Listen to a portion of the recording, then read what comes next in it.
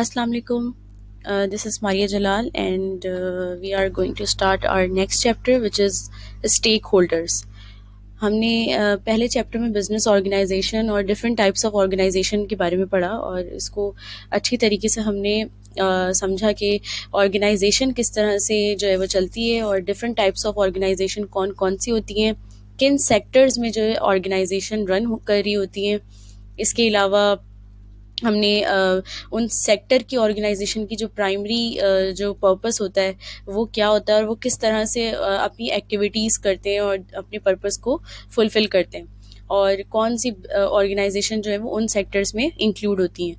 तो ये सारी चीज़ें हमने पढ़ी। असल में जो वो चैप्टर था उसमें जो हमारा मोटिव था वो ऑर्गेनाइजेशन के हवाले से था। अब जो हम चैप्टर पढ़ेंगे इसमें हम स्टेक होल्डर के हवाले से जो है वो बात करेंगे और इस चैप्टर में जिस तरह से ये पॉइंट्स हैं जिसमें बता रहे हैं कि हम क्या पढ़ेंगे इस चैप्टर में। तो सबसे पहला पॉइंट ये है कि हमें सबसे पहले स्टेक होल्डर को समझना है कि स्टेक होल्डर क्या होता है और स्टेक होल्डर के साथ साथ एजेंसी रिलेशनशिप को हम एक्सप्लेन करेंगे बिजनेस में किस तरह से एजेंसी रिलेशनशिप फॉर्म होती है और इसके साथ साथ वो वेरी करती है different types of business organisation में। इसी के साथ साथ जो सेकंड पॉइंट है वो ये है कि हम इंटरनल कनेक्टेड और एक्सटर्नल स्टेक होल्डर्स के बारे में पढ़ेंगे कि ये कौन होते हैं और इनकी जो इनकी ये क्यों जो है वो इन कैटेगरीज में जो है वो इन्वॉल्व मतलब इनको स्प्लिट किया गया है। तो इनकी प्राइमरी एक्टिविटीज़ क्या होंगी और ये क्या क्यों इंटरनल कनेक्टेड और एक्सटर्नल स्टेक होल्डर कहलाते हैं। इसी तरह हम उनके इम्पैक्ट को जानेंगे कि इंटरनल स्टेक होल्डर का किसी ऑर्गेनाइजेशन पे क्या इम्पैक्ट होता है, कनेक्टेड स्टेक होल्डर का इंटरनल जो इंटरनली ऑर्गेनाइजेशन पे इम्पैक्ट होता है वो क्या होता है और इसी तरह एक्सटर्नल स्टेक होल्डर का क्या इम्पैक्ट होता है। उसके बाद जो पॉइंट 3 है वो ये कि हम आइडेंटिफाई करेंगे मेन स्टेक होल्डर ग्रुप्स को और उनके ऑब्जेक्टिव को। हर ग्रुप के मेन स्टेक होल्डर ग्रुप को जो है वो आइडेंटिफाई करेंगे और उस ग्रुप का क्या ऑब्जेक्टिव होगा इसको हम समझेंगे। इसी तरह हम एक्सप्लेन करेंगे डिफरेंट स्टेक होल्डर ग्रुप्स किस तरह से इंटरेक्ट करते हैं आपस में, उनका ऑब्जेक्टिव क्या होता है और इसके साथ साथ अगर उनमें कोई कॉन्फ्लिक्ट हो जाए तो वो किस तरह से उस कॉन्फ्लिक्ट को रिजॉल्व करते हैं। इसी तरह जो नेक्स्ट पॉइंट है उसमें हम कंपेयर करेंगे पावर और influence various stakeholder group का और उनकी नीड्स क्या होती हैं और वो किस तरह से हम उनको अकाउंट फॉर करते हैं, जैसे कि मेंडेलो फ्रेमवर्क में होता है।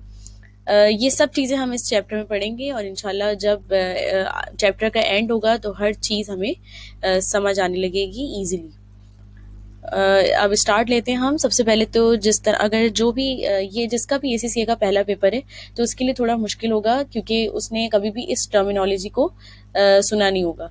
लेकिन जो भी F3 या F2 पढ़ के आया है तो उसको ज़रूर इस टर्मिनोलॉजी के बारे में पता होगा कि स्टेक होल्डर किसे कहते हैं और उसकी क्या रिस्पॉन्सिबिलिटीज़ होती हैं और इसके साथ साथ वो ऑर्गेनाइजेशन में कितनी उसकी इम्पोर्टेंस होती है।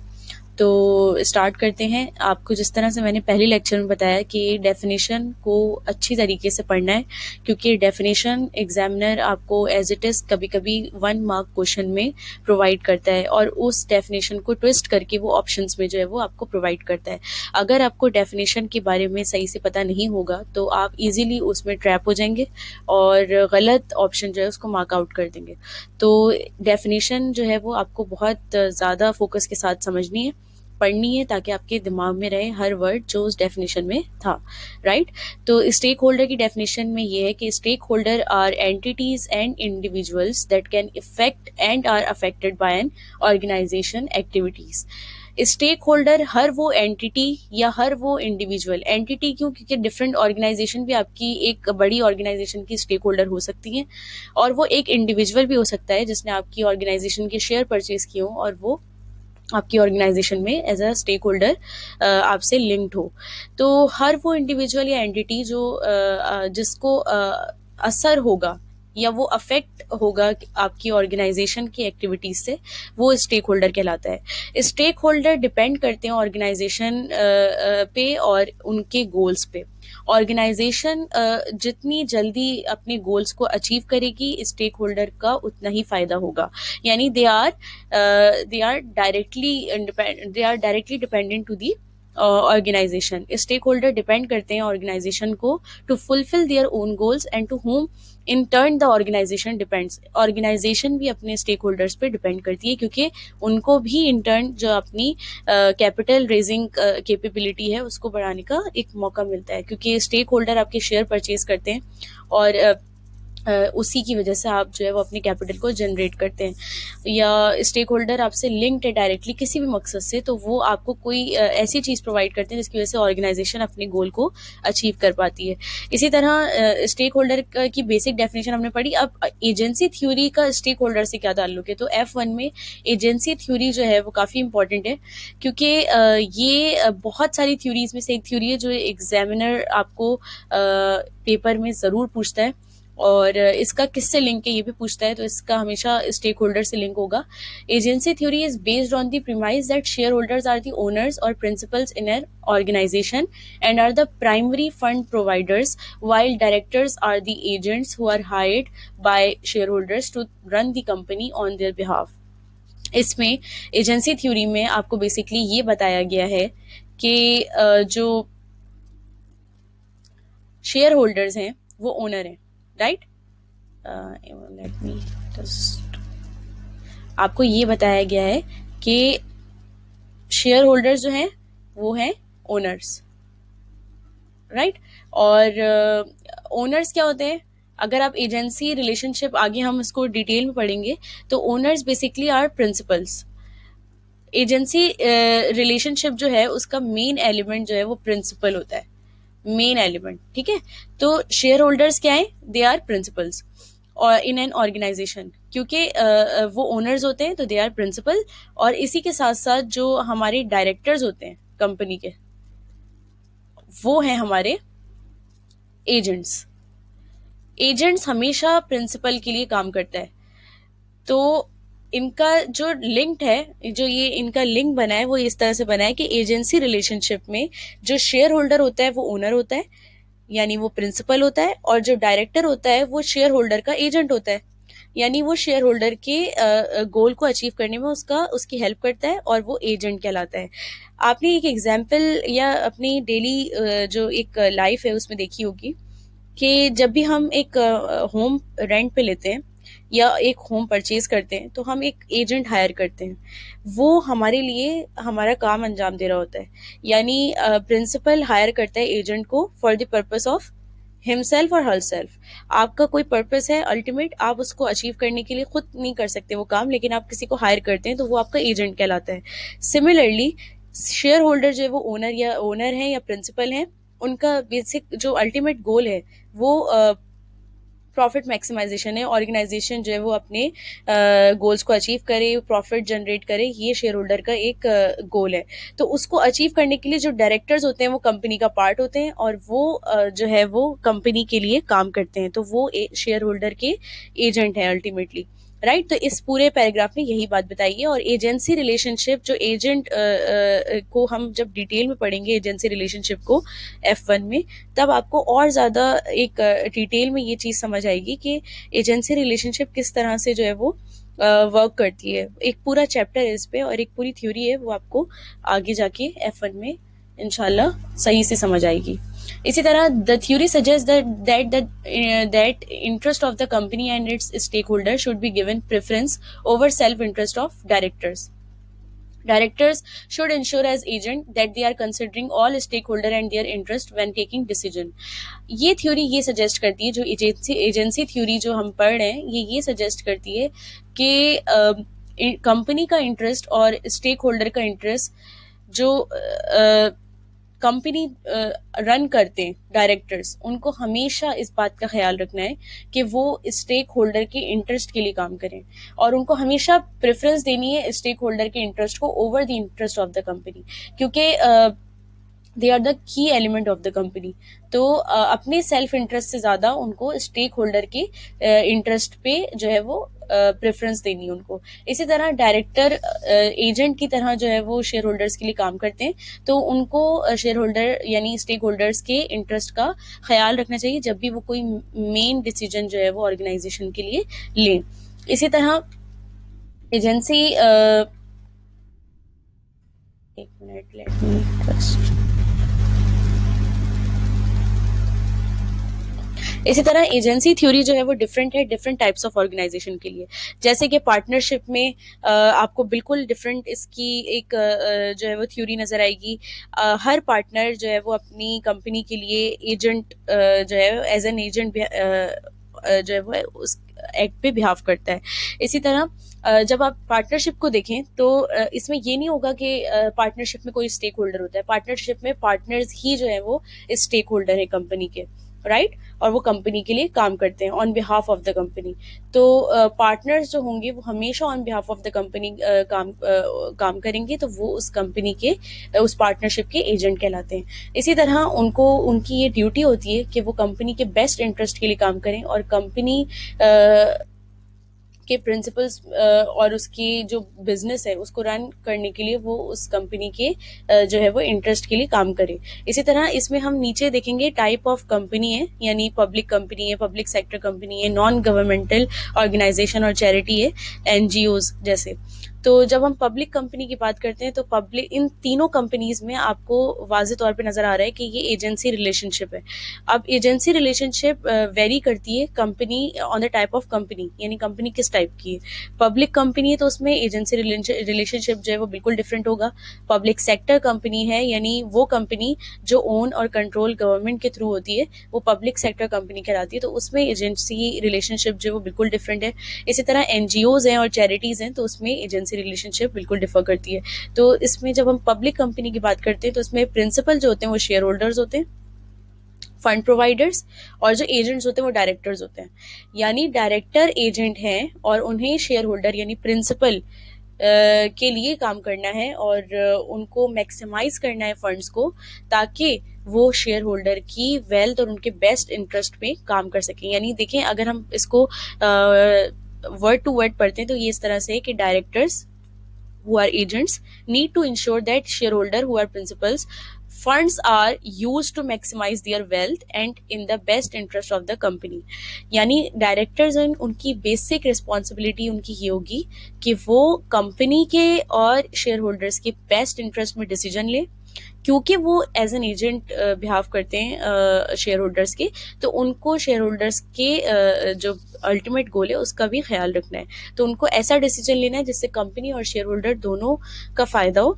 तो ये एजेंसी रिलेशनशिप जो है ये पब्लिक कंपनी की है। इसी तरह पब्लिक सेक्टर कंपनी में यहाँ पे अगर हम देखें तो प्रिंसिपल जो है वो टैक्स पेयर है, यानी कि हम फंड प्रोवाइडर्स हैं। जाहिर है जो टैक्स देगा वो अल्टीमेटली गवर्नमेंट को फंड प्रोवाइड कर रहा है, तो वो प्रिंसिपल है। इसी तरह एजेंट जो है पब्लिक सेक्टर में they are elected government officials. जैसे आपने अगर देखा है कि कोई भी इलेक्टेड होता है अपनी काम को सरंजाम देने के लिए, तो these are the people who are responsible for the deliverance of their services, तो वो होते हैं एजेंट्स, राइट। तो इलेक्टेड गवर्नमेंट ऑफिशियल्स होते हैं जो एज एन एजेंट जो है वो अपना काम कर रहे होते हैं, और प्रिंसिपल टैक्स पेयर यानी फंड प्रोवाइडर्स होते हैं जो टैक्स अदा कर रहे होते हैं। तो पब्लिक सेक्टर कंपनीज में बिल्कुल सिचुएशन डिफरेंट होती है, एजेंसी रिलेशनशिप बिल्कुल चेंज होती है। इसी तरह लिखा हुआ है यहाँ पे कि government officers need to ensure that tax money is used in an economic efficient and effective manner to provide maximum benefit to the public. यानी पब्लिक आपको अगर टैक्स दे रही है, पब्लिक अगर प्रिंसिपल है, दे आर फंड प्रोवाइडर्स, तो government officers यानी कि इलेक्टेड गवर्नमेंट ऑफिशियल जो कि एजेंट है अब प्रिंसिपल के, उनका ये फर्ज है कि वो उस टैक्स मनी को जो कि पब्लिक प्रोवाइड कर रही है उसको बेहतर तरीके से जो है इकोनॉमिकली एफिशिएंटली और इफेक्टिव मैनर में जो है वो यूज करें, ताकि मैक्सिमम बेनिफिट जो है वो पब्लिक को रिसीव हो, राइट। तो ये एजेंसी रिलेशनशिप है पब्लिक सेक्टर कंपनी की। अगर हम एनजीओज की बात करते हैं और चैरिटीज की बात करते हैं तो इसमें इंटायरली डिफरेंट है। इसमें जो हमारे प्रिंसिपल हैं वो डोनर हैं यानी फंड प्रोवाइडर। आप किसी भी चैरिटी में चले जाएं तो उसमें कोई ना कोई आपको फंड जरूर प्रोवाइड कर रहा होता है। उसमें शेयर होल्डर्स या स्टेक होल्डर्स नहीं होते, उसमें डोनर्स होते हैं, यानी वो फंड प्रोवाइडर्स होते हैं। इसी तरह एजेंट जो है वो बोर्ड ऑफ ट्रस्टीज है। आप किसी ट्रस्ट को अगर देखें, अगर आप गूगल पर सर्च करें और उसमें आप ट्रस्ट को सर्च करें तो उसमें यही बताएंगे कि ट्रस्ट हर वो ऑर्गेनाइजेशन होती है जो गवर्नमेंट का इदारा होता है और जो नॉट फॉर प्रॉफिट होता है, एनजीओज में आता है, चैरिटीज में आता है, चैरिटेबल ऑर्गेनाइजेशन में आता है। कुछ एक लोगों का एक मतलब एक ग्रुप होता है जो उस ट्रस्ट को चला रहा होता है, लेकिन अल्टीमेटली उसमें जो फायदा होता है वो आपकी ओवरऑल जनरल पब्लिक का होता है। तो बोर्ड ऑफ ट्रस्टीज जो है वो एज एन एजेंट काम कर रहे होते हैं, और उनका जो प्रिंसिपल होता है वो डोनर यानी फंड प्रोवाइडर होता है, और वो मेक श्योर करता है कि मेरा जो फंड है वो लोगों की फलाह बहबूद के लिए खर्च हो रहा हो। तो जो एजेंट होते हैं उनको ये जरूर उनके ऊपर ये रिस्पॉन्सिबिलिटी होती है कि वो जो फंड प्रोवाइडर है उनके पैसे सही जगह पे लगे और बिल्कुल सही तरीके से जो है वो उस पर काम हो। तो यहाँ पे इसको पढ़ लेते हैं कि board of trustees ensure that donation are use for the benevolent purpose of the charity. A charity needs to have a purpose, for example, providing food and shelter to the less fortunate. This is called their benevolent purpose. Benevolent purpose वो होता है जिसमें आपका कोई एक मकसद होता है किसी चीज को कायम करने का। ट्रस्ट के या चैरिटी के कायम करने का मकसद ये होता है कि वो जो है वो लोगों के लोगों को बेसिक जो नेसेसिटीज हैं वो प्रोवाइड करें, जैसे कि फूड है, जैसे कि शेल्टर है। ऐसे लोग जो थोड़े लेस फॉर्चुनेट यानी थोड़े गरीब होते हैं उनको ये बेसिक नेसेसिटीज प्रोवाइड करना किसी भी गवर्नमेंट का काम होता है। तो ये बेनेवलेंट पर्पस कहलाता है कि आप किसी को किसी ऐसे इदारे को कायम करें जिसका जो प्राइमरी मकसद है, प्राइमरी गोल है, वो ये हो कि to provide food and shelter to the less fortunate people, right. तो ये आपको 3 टाइप्स ऑफ कंपनीज आपको पता चल गई कि पब्लिक कंपनी है, पब्लिक सेक्टर है, एनजीओज है, चैरिटीज हैं, और इनका आपको रिलेशनशिप पता चल गया, एजेंसी रिलेशनशिप, कि कौन प्रिंसिपल होता है, कौन एजेंट होता है। क्योंकि जब एजेंसी रिलेशनशिप हम पढ़ते हैं तो उसमें हम 2 चीजों पे ज्यादा ध्यान देते हैं, प्रिंसिपल और एजेंट पे। इनकी रिलेशनशिप ही एजेंसी रिलेशनशिप कहलाती है, राइट। तो ये हमने अच्छी तरीके से पढ़ लिया कि इसको किस तरह से हम इम्प्लीमेंट करेंगे on the basis of the types of company. इसी तरह टाइप्स ऑफ स्टेक होल्डर्स के बारे में बात करते हैं। तो 3 टाइप्स ऑफ शेयर होल्डर्स होते हैं या स्टेक होल्डर्स होते हैं, internal, connected and external share holders, right. तो सबसे पहले हम बात करते हैं किसी भी ऑर्गेनाइजेशन की। ऑर्गेनाइजेशन में इंटरनल स्टेक होल्डर्स होते हैं। अब वो कौन होते हैं? वो उस ऑर्गेनाइजेशन के एम्प्लॉयज होते हैं या उस ऑर्गेनाइजेशन के मैनेजर्स होते हैं। इंटरनल स्टेक होल्डर्स वो लोग होते हैं जो मैनेजमेंट में या एज एन एम्प्लॉय काम कर रहे होते हैं। ये वो लोग होते हैं जिनको आप सैलरी प्रोवाइड करते हैं, जिनको आप बेसिक जो बोनसेस हैं वो प्रोवाइड करते हैं, उनकी प्रमोशन प्रोवाइड करते हैं। तो इनका जो एक मकसद है वो ये होता है कि कंपनी जो है वो ग्रो करे, क्योंकि कंपनी जितना ग्रो करेगी उतना ही ये इंटरनली जो स्टेक होल्डर्स होते हैं, इंटरनल स्टेक होल्डर्स, ये ग्रो करेंगे। तो ये क्योंकि देखिए स्टेक होल्डर का मतलब ये होता है कि कोई ना कोई स्टेक हो आपका, कोई आपका कोई जो है फायदा हो जिसकी वजह से आप उस ऑर्गेनाइजेशन से लिंक्ड हैं। तो फायदा जो इंटरनल स्टेक होल्डर्स का होता है वो उनकी सैलरी होता है, उनके बोनसेस होते हैं, उनकी प्रपोर्शंस होती हैं।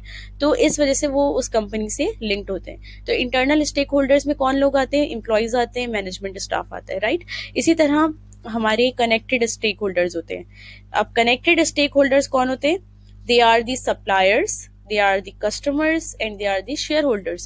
connected stakeholders वो होते हैं जो कंपनी के साथ कनेक्टेड होते हैं but they are not the part of the company, मतलब वो इंटरनली कंपनी के लिए काम नहीं कर रहे होते लेकिन कनेक्टेड होते हैं। और वो किस तरह से? सप्लायर जो है वो आपको मटेरियल प्रोवाइड करता है, राइट। और कस्टमर्स जो होते हैं वो आपसे मटेरियल परचेज करते हैं, तो ये आपसे कनेक्टेड हैं, ठीक है। इसी तरह जो शेयर होल्डर्स हैं दे प्रोवाइड कैपिटल और फंड।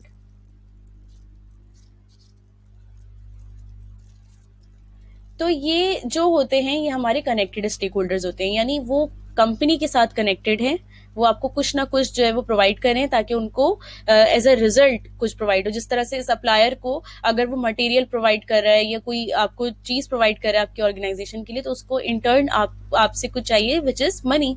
और इसी तरह कस्टमर्स जो है उनको अगर वो आपको मनी दे रहे हैं कोई चीज परचेज करने के लिए, तो उनको क्वालिटी आपसे जो है वो डिमांड करेंगे। इसी तरह शेयर होल्डर्स जो हैं वो अगर आपको फंड प्रोवाइड कर रहे हैं तो वो आपसे जो आपके प्रॉफिट का हिस्सा है वो गेन करेंगे, राइट। तो ये कनेक्टेड स्टेक होल्डर्स होते हैं। इसी तरह फाइनेंसर्स, इसमें फाइनेंसर्स जो है वो एक और पॉइंट है कनेक्टेड में कि फाइनेंसर्स यानी कि बैंक बैंक आपको लोन प्रोवाइड करता है और उस लोन पे वो इंटरेस्ट चार्ज करता है।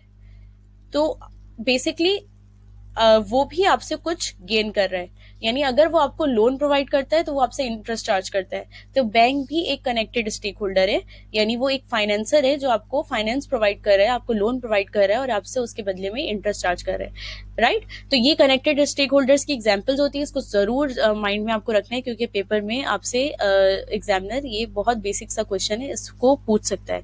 तो never take anything for granted in F1। आपको छोटी से छोटी डिटेल को भी अपने माइंड में रखना है। इसी तरह एक्सटर्नल स्टेक होल्डर की जब हम बात करते हैं तो इसमें हम ये देखते हैं कि एक्सटर्नल स्टेक होल्डर में प्रेशर ग्रुप्स आते हैं, ये हम आगे पढ़ेंगे अभी। इसी तरह गवर्नमेंट आती है और इसके साथ साथ कम्युनिटी जिसमें लोग रह रहे होते हैं वो भी एक्सटर्नल स्टेक होल्डर में आती है। ये इसका मतलब ये होता है कि ना ये इंटरनली कंपनी का हिस्सा है ना ये कंपनी से कनेक्टेड है, बल्कि ये एक्सटर्नल स्टेक होल्डर्स हैं। ये एक्सटर्नली जो है वो कंपनी के साथ जुड़े हुए हैं। ना ये इंटरनली अब कंपनी की डे टू डे ऑपरेशंस में हिस्सा लेते हैं, ना ये कंपनी को कुछ प्रोवाइड करें, लेकिन इनका असर कंपनी में जरूर होता है क्योंकि ये कंपनी से इनडायरेक्टली जुड़े हुए हैं, राइट। अब इसको हम डिटेल में जो है वो पढ़ते कि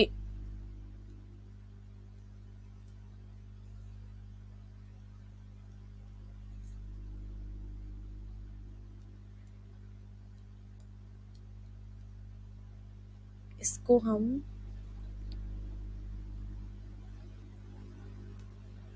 लेट मी जस्ट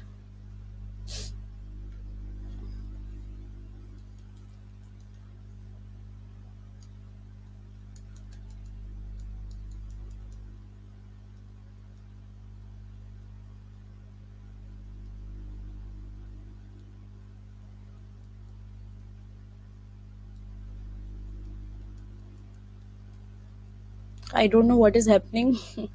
ये डिजिटल जो है वो चीज़ें होती हैं जिसमें प्रॉब्लम्स हो जाते हैं। ये highlighter I don't know why it's not responding. खैर हम पढ़ाई पे ध्यान देते हैं, हो गया अभी।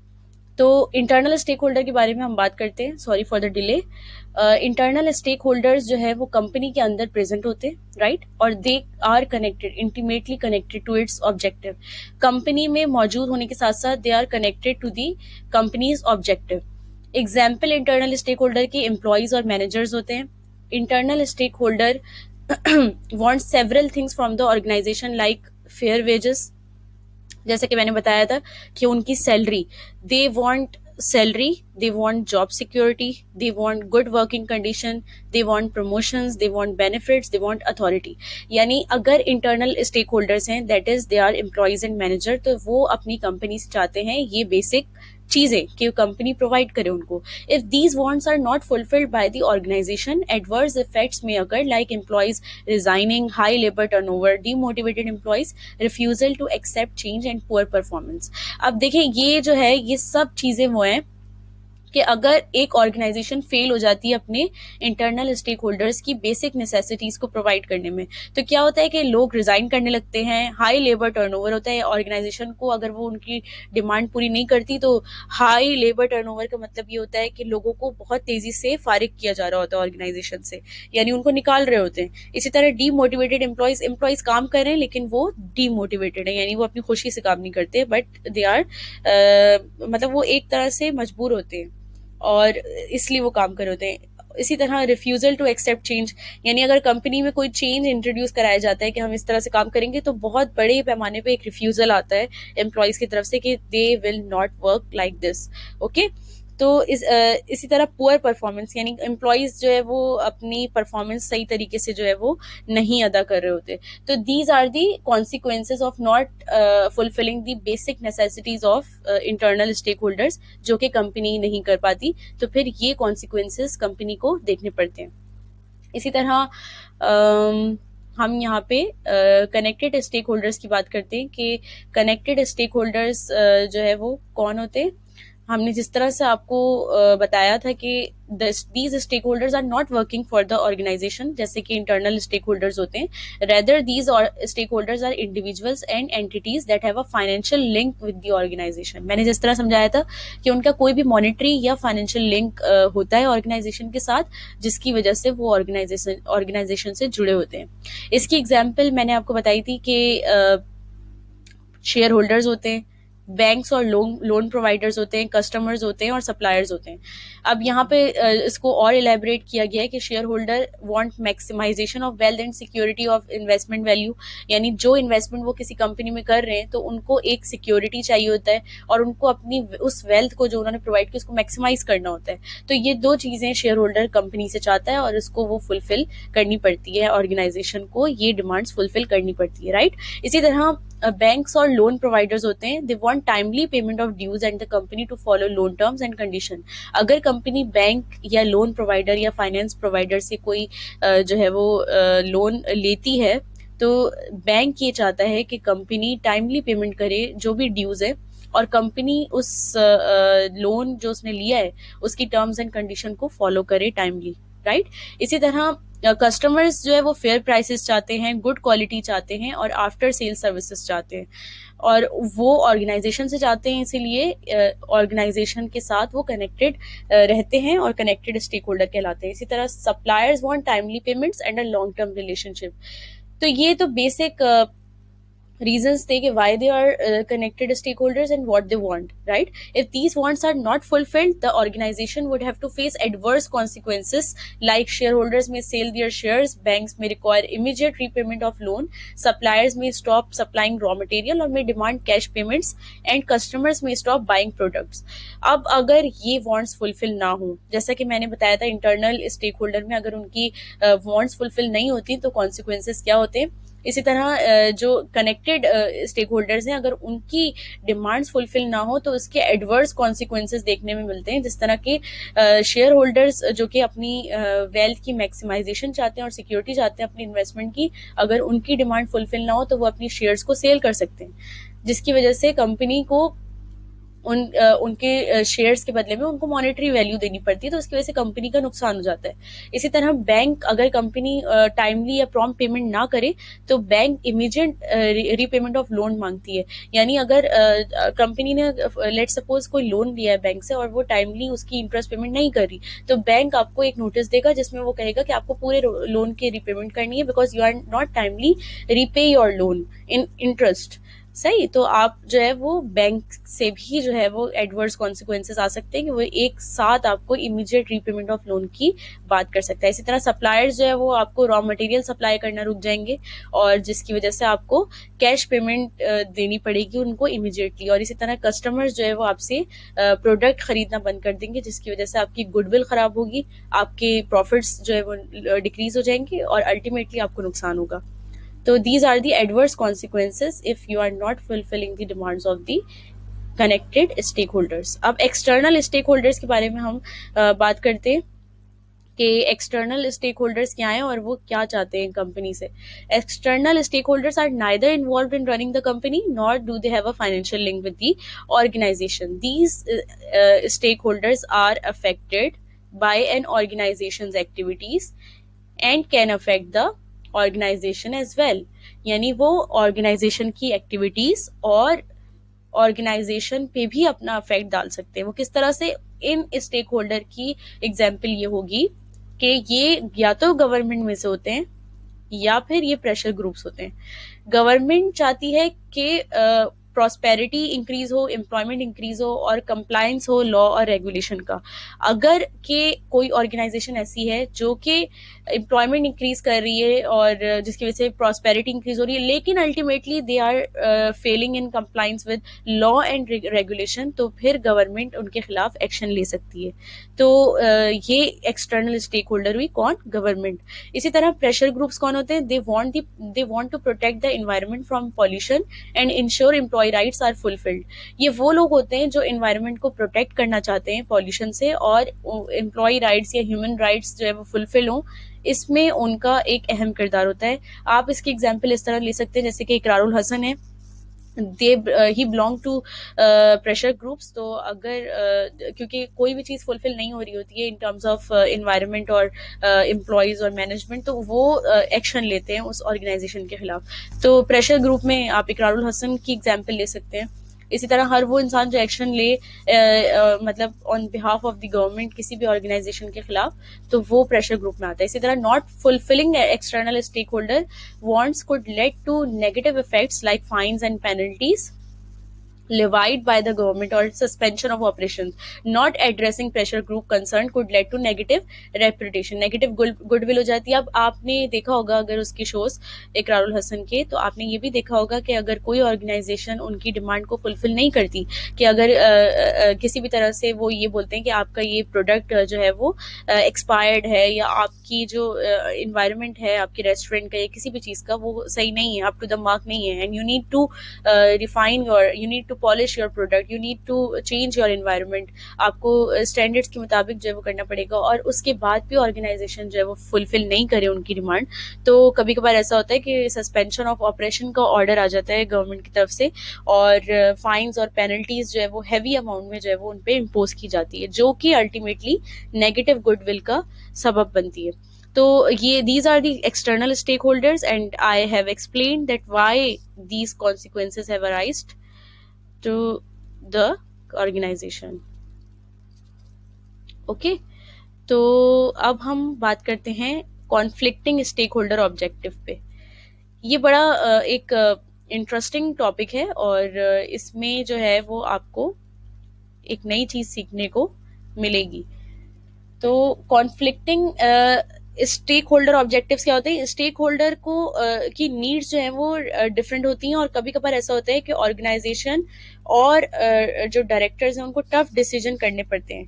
अगर ऑर्गेनाइजेशन डिसीजन लेती है कि वो एक स्टेक होल्डर ग्रुप के डिसीजन को फुलफिल करेगी, तो कभी कभार ऐसा होता है कि हमें दूसरे स्टेक होल्डर ग्रुप के ऑब्जेक्टिव्स या पे जो है वो कॉम्प्रोमाइज करना पड़ता है। इसकी वजह से जो है वो कॉन्फ्लिक्ट अराइज होता है among the stake holder groups, right. तो एग्जाम्पल हम इस तरह से लेते हैं कि यहाँ पे एबीसी कंपनी है जो कि रिसेंटली जिन्होंने अपनी मैनेजमेंट की जो पे है उसको इंक्रीज किया है due to the pressure by employees, यानी एम्प्लॉयज ने उन पे प्रेशर डाला और उन्होंने अपनी एम्प्लॉयज की पे को इंक्रीज किया।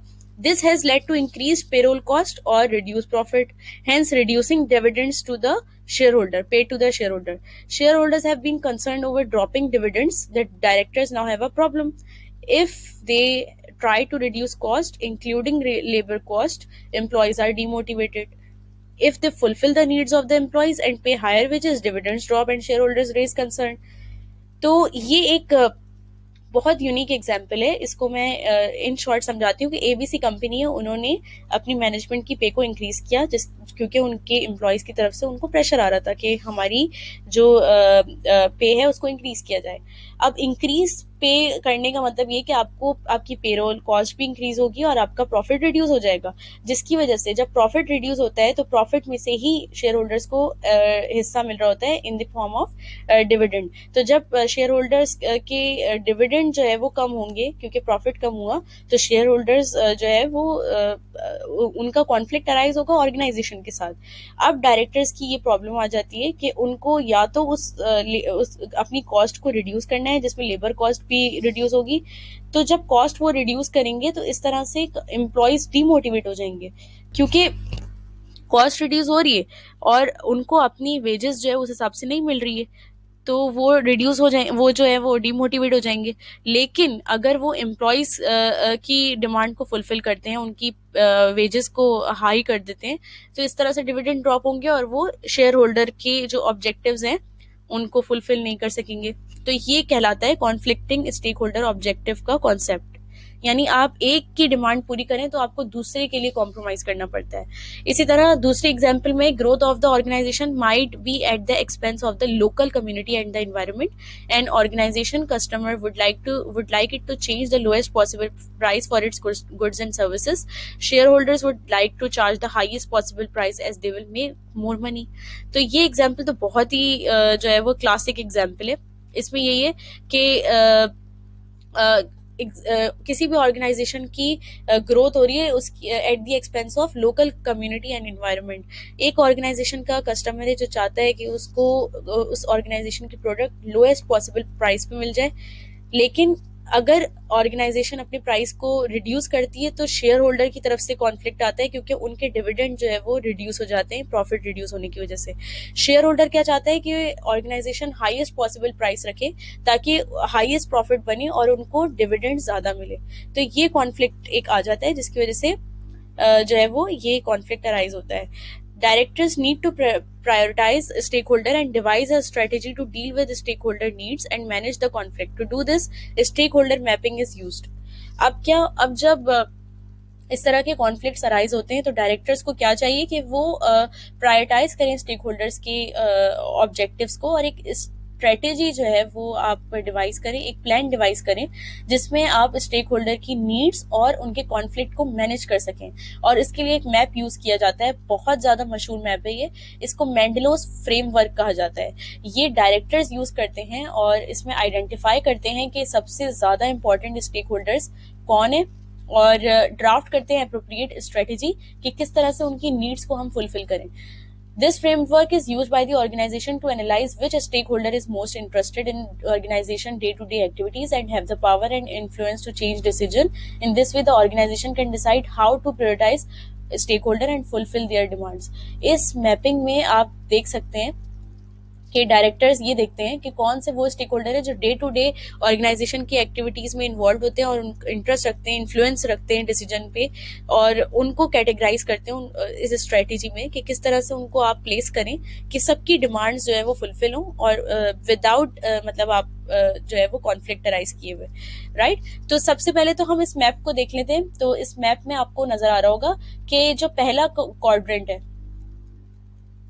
पहला क्वाड्रेंट है उसमें क्या है कि हाई पावर लो इंटरेस्ट यानी कीप सेटिस्फाइड पावर के हवाले से। लेवल ऑफ इंटरेस्ट में अगर लो होगा इंटरेस्ट, अब मैं आपको इसको डिटेल में समझाती हूँ, पहले मैं आपको समझाती हूँ फिर मैं आपको मैप दिखाती हूँ ताकि इसको सही से समझ आए। पहला जो क्वाड्रेंट है उसका मतलब है ये फर्स्ट है, सही। पहला जो क्वाड्रेंट है उसका मतलब है high power and low interest. These stakeholders have high power and can influence the decision taken by the organization. They do not take an active interest in the daily activities of the organization. Government will fall into this category. The government does not take an interest in what the organization is doing as long as law and regulation is followed. However, government has the power to shut down operation if it felt that laws are not being fully followed. Such stakeholders should be kept satisfied and their demands should be met so that they do not interfere in decision making.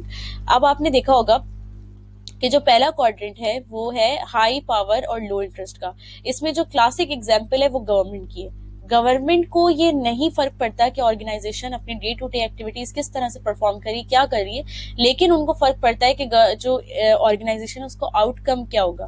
तो जब high power और लो interest हो तो इसमें हमारा जो ध्यान जाता है वो गवर्नमेंट की तरफ जाता है। गवर्नमेंट में हाई पावर होती है और लो इंटरेस्ट होता है ऑर्गेनाइजेशन की एक्टिविटीज को लेके।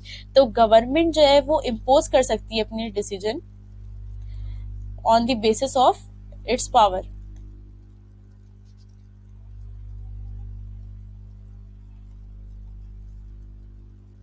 राइट, और उसकी वजह से वो एक ऑर्गेनाइजेशन को जो है वो उसके ऑपरेशन को बंद करवा सकती है। तो ये हाई पावर और लो इंटरेस्ट में आ गया जो कि हमारा पहला क्वाड्रेंट था।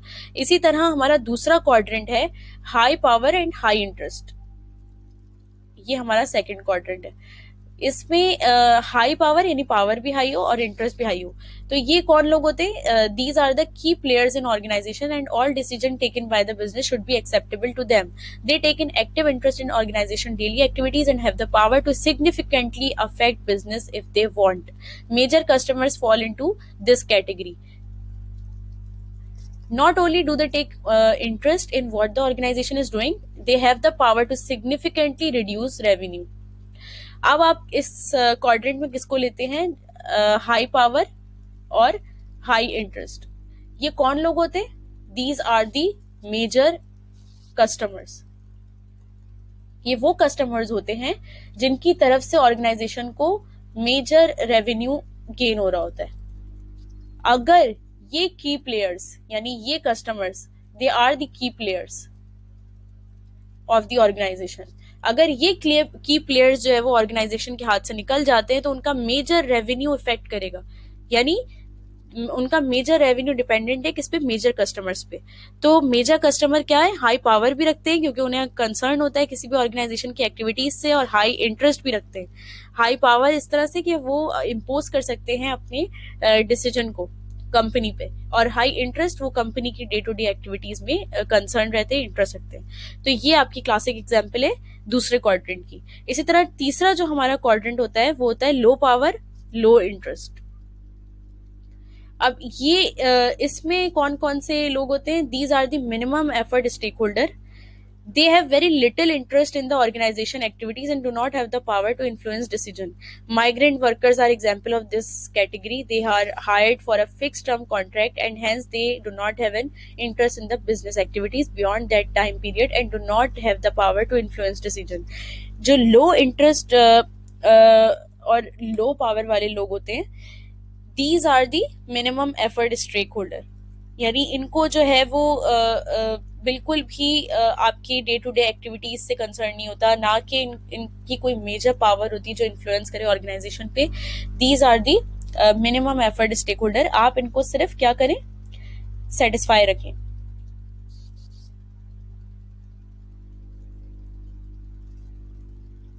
आप इनको क्या करें? आप मिनिमल एफर्ट करें। तो ये हैं, एक मिनट, आप क्या करें? आप इनमें, ये है लो पावर लो इंटरेस्ट, आप क्या करें? इस पे मिनिमल एफर्ट करें, क्योंकि they are coming to just gain their monetary value. ये वो लोग हैं जो कॉन्ट्रैक्ट बेसिस पे आते हैं, कॉन्ट्रेक्चुअल बेसिस पे, और इन पे ज्यादा मेहनत करने की जरूरत इसलिए नहीं होती क्योंकि इनका कॉन्ट्रैक्ट जैसे ही खत्म होगा इनको कंसर्न नहीं होगा कंपनी में क्या हो रहा है डे टू डे, और कंपनी पे इनका ना ही कोई मेजर डिसीजन होगा, इन्फ्लुएंस करेगा, राइट। तो ये इन्फ्लुएंस नहीं करते कंपनी पे, ना ही इनका जो है वो कोई इंटरेस्ट होता है। तो these are the minimal effort people. Okay, इसी तरह जो फोर्थ क्वाड्रेंट है इसमें हमारे आते हैं low power but high interest. यानी ऐसे लोग जो लो पावर रखते हैं कंपनी पे but they are of high interest, मतलब persons. These are the stakeholders that should be kept informed of the organizational activities. They do not have the power to influence decision but do take an active interest in what the organization is doing. Management needs to convince opponents to the strategy that the plans are justified, otherwise they will try to gain power by influencing stakeholder in high power groups like shareholders. ये वो लोग होते हैं जिनको आप informed रखते हैं। They will be kept informed by the organization about their decision. यानी ये वो लोग होते हैं जो लो पावर होते हैं और हाई इंटरेस्ट होते हैं। इनकी पावर तो लो होती है लेकिन इनका इंटरेस्ट हाई होता है कि कंपनी क्या कर रही है। आप इनके लिए क्या कर सकते हैं? आप इनके लिए ये कर सकते हैं कि आप इनको इन्फॉर्म रखें, राइट। इनको आप इन्फॉर्म रखें कि आपकी ऑर्गेनाइजेशन क्या डिसीजन ले रही है, ताकि अगर ऐसा होगा कि इनको लगे कि कोई एक चीज जो है वो पूरी नहीं हो रही, तो हो सकता है कि ये फर्स्ट क्वाड्रेंट जो हाई पावर और हाई इंटरेस्ट वाला क्वाड्रेंट है उनको ये डिस्टर्ब करें और उनको ये वो चीज बताएं ऑर्गेनाइजेशन के बारे में कि they are not playing their role और एनीथिंग एक्सेट्रा। तो इस तरह से वो फर्स्ट क्वाड्रेंट को जो है वो इफेक्ट कर सकते हैं। तो इसलिए इनको इन्फॉर्म रखना पड़ता है कि ऑर्गेनाइजेशन क्या कर रही है और इस डिसीजन के पीछे ऑर्गेनाइजेशन का क्या मकसद था। तो these are the four quadrants and four levels के अब आपको ये लेवल समझ आएगा कि बेसिकली क्या लेवल होता है। ये सबसे पहले तो आपके आ जाता है हाई पावर और लो इंटरेस्ट, यानी वो लोग होते हैं जो ऑर्गेनाइजेशन पे हाई पावर यानी ऑर्गेनाइजेशन के डिसीजन पे अपना इन्फ्लुएंस डालते हैं और उनको डे टू डे ऑपरेशन में जो है वो इंटरेस्ट लो होता है। तो ये फर्स्ट क्वाड्रेंट वाले जो है वो स्टेक होल्डर्स होते हैं, तो इनको ऑर्गेनाइजेशन को सेटिस्फाई रखना पड़ता है, this should be kept satisfied, right. इसी तरह जो दूसरे क्वाड्रेंट के होते हैं वो होते हैं हाई पावर और high interest, right. High power और हाई इंटरेस्ट वाले होते हैं की प्लेयर्स। की प्लेयर्स को आपको बहुत ज्यादा जो है वो डिटेल में आपको इसको जो है वो देखना पड़ता है, क्योंकि ये कस्टमर्स होते हैं और ये आपकी गुडविल पे बुरा असर डाल सकते हैं अगर इनकी डिमांड्स आप पूरी ना करें। They have high power of the decision जो इन्फ्लुएंस करेगा ऑर्गेनाइजेशन पे, and they have high interest in what the organization is doing in day to day activities, right. तो आपको इन पे जो है वो बहुत ज्यादा डिटेल इन पे बहुत ज्यादा आपको जो है वो फोकस करना होता है कि इनकी वांट्स क्या है और किस तरह से आप इनको फुलफिल करें। इसी तरह जो थर्ड क्वाड्रेंट है उसमें हमारे आते हैं लो पावर और लो इंटरेस्ट, यानी मिनिमल एफर्ट वाले स्टेक होल्डर्स। इनकी आपको सिर्फ जो है वो इनको आपको इन्फॉर्म करना होता है कि आप क्या कर रहे हैं, सही। बल्कि इनको इन्फॉर्म नहीं करना होता, आई एम सॉरी, इन पे आपको मिनिमल एफर्ट्स करनी पड़ती हैं, क्योंकि इनका जैसे ही कॉन्ट्रैक्ट खत्म होगा ये ऑर्गेनाइजेशन क्या कर रही है और जो डिसीजन पावर है इससे कोई फर्क नहीं पड़ेगा इनको। इनकी डिसीजन पावर ना ऑर्गेनाइजेशन पे इन्फ्लुएंस करेगी और ना ऑर्गेनाइजेशन की डे टू डे एक्टिविटीज से इनको कोई फर्क पड़ेगा। तो इन पे मिनिमल एफर्ट रखनी है। इसी तरह जो फोर्थ क्वाड्रेंट है, फोर्थ क्वाड्रेंट में वो लोग आते हैं जिनकी लो पावर होती है और इंटरेस्ट हाई होता है। ये फिर भी आपको इनको इन्फॉर्म रखना पड़ेगा, क्योंकि हो सकता है कि ये फर्स्ट क्वाड्रेंट वाले जो हमारे जो दोनों स्टेक होल्डर्स है इन पे जो है ये कोई ऐसी जो है वो बात कर दी कि company is not fulfilling their objectives, और इस तरह से ये दोनों क्वाड्रेंट्स को डिस्टर्ब करें। तो इससे पहले कि ये डिस्टर्ब करें इन दोनों स्टेक होल्डर्स के ग्रुप को, इनको इन्फॉर्म करना पड़ता है कि what company is doing and why company is doing this, right. तो आपको क्या करना है, आपको इस पूरे मैप को अच्छी तरीके से पढ़ना है, आपको डिटेल्स को अच्छी तरीके से पढ़ना है, जो कि मैंने यहाँ पे आपको समझाई भी है और मैंने लिखा भी है। तो इस तरह से आपको बहुत अच्छी तरीके से ये जो थ्योरी है ये समझ आएगी। बहुत इंटरेस्टिंग है मेंडलोस फ्रेमवर्क, और बहुत ज्यादा ये F1 का एक फेमस टॉपिक है जो एग्जाम में बार बार आता है। तो अगर आपको ग्रिप अच्छी लेनी है F1 पे, तो जो मैं डे 1 से आपको थ्योरीज पढ़ा रही हूँ और जिन पे मैं कह रही हूँ कि these are the important theories, ये इंपॉर्टेंट है। जो मैं बता रही हूँ कि इम्पोर्टेंट है उसको आपको अच्छी तरीके से डिटेल में इन डेप्थ आपको पढ़ना है, उसकी आपको प्रैक्टिस करनी है, और उसको आपको जो भी क्वेश्चन अराइज हो रहा है आपको मुझसे पूछना है। आपके पास ईमेल एड्रेस है, आपके पास मेरा व्हाट्सएप नंबर है, आप कभी भी मुझे जो है वो क्वेश्चन कर सकते हैं कि मैम ये चीज़ आपको समझ नहीं आ रही है। इसी तरह मैं आपको जो है वो समझाऊंगी अलग अलग एग्जाम्पल्स के साथ, और जो भी चीज़ इंपॉर्टेंट होगी मैं आपको ज़रूर बताऊंगी कि ये चीज़ इंपॉर्टेंट है। Do practice, okay. आपको थ्योरी में प्रैक्टिस की ज़रूरत है बहुत ज़्यादा, क्योंकि थ्योरी में स्टूडेंट्स बहुत जो है स्ट्रगल करते हैं F1 के पेपर में। तो इसको बिल्कुल लाइट नहीं लेना है आपको, और आई होप कि आज का लेक्चर आप लोगों को समझ आ गया हो।